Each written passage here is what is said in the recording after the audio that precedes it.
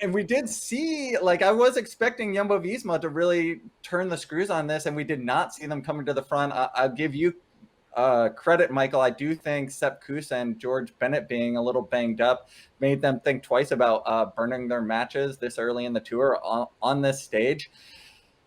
And then Julian Alaphilippe, they're basically just riding into the finish. It doesn't look like anybody is really interested in sprinting for fifth place, except for Julian Alaphilippe, who basically burns a match for no reason at all, except to gain back 1 second. I mean, attacking like in the final 175 meters.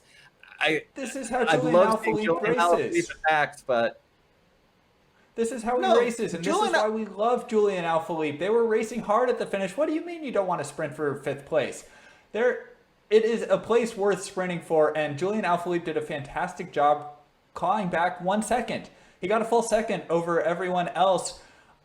You know, realistically, this was probably just showing a little bit of defiance, saying, you didn't take the fight out of me. That's what I got out of this. It made me really happy watching him cross the line with a little bit of a gap. Alaphilippe lost 20 seconds yesterday, and that was heartbreaking. He worked so hard to build up these time buffers by taking little seconds here and there, and what we saw today, it was just part of the Julian Alaphilippe textbook. He got a second. You know, that's a second in his pocket, and I love seeing it because that to me says that he's not done fighting this tour.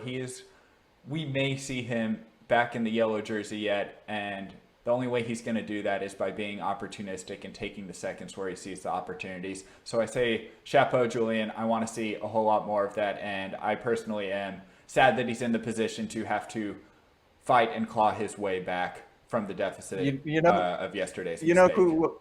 You know who else wants to see Julian Alaphilippe attacking needlessly in the final 200 meters of a bunch finish for fifth place is Egan Bernal, Primoz Roglic, Nairo Quintana. These are riders who want to see Julian Alaphilippe burning matches needlessly. So chapeau to Julian, but if I were his team director, I would be livid and telling him to save those attacks for Saturday and Sunday when we get into the Pyrenees, which we will be getting into. But first, oh wait, I do have one other thing, Michael, because yesterday you were talking about... This is more advice for the riders. No, I'm done with that. More advice? It was... Okay. you were siding with the UCI, and they're imposing this ridiculous 20-second penalty on Julian Alaphilippe for taking a bottle on the final climb. But then it turns out that Sepp Kuss also took a bottle, received a 20-second time penalty, adding insult to injury after his crash yesterday.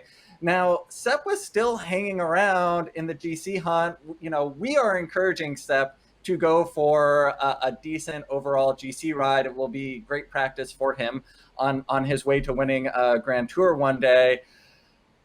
Sepp has said he has no intentions of riding for GC, and his team has actually ordered him to save energy wherever he can. But now Sepp is needlessly losing more time. Are you still siding with the UCI and giving Sepp a 20-second time penalty as well for taking a bottle? I would like to make a distinction that I did not side with the UCI. I sided with the rule book. I think that rules are written, and rules that are written need to be enforced. Whether or not the rules are good rules is a totally different debate. And we see lots of rules that are, you know, probably very well intentioned that just don't play out particularly well in the real, very dynamic, strange world of cycling.